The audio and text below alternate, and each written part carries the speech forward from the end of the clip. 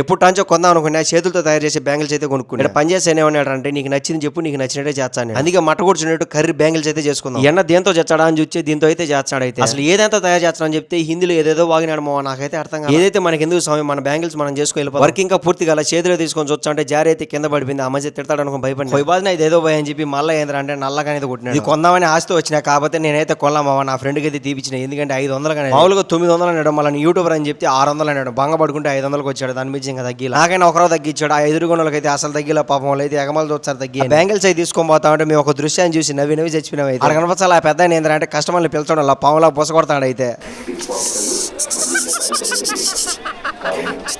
ఏంది ఆ విధంగా కూడా కస్టమర్లు పిలుస్తారని చెప్పి దాదాపు అర్ధగంట అయితే సభాయి నోకినా నేను అన్న. నేను ఇంతకుముందు కర్ణాటక అప్పుడు ఏంటంటే ఇద్దరు బండికి ఇద్దరు సచ్చినట్టు హెల్మెట్ పెట్టుకోవాలి. హైదరాబాద్ లో అయితే బండితో అతను ఖచ్చితంగా హెల్మెట్ పెట్టుకోవాలి. వెనకాలేమో తెలియదు. నేను హైదరాబాద్కి పోయినా కానీ నా మీద ఏమో ప్రేమ చూపించారు నాయన. ఆ ప్రేమ అయితే నేను తట్టుకోలేకపోతున్నా. Love you.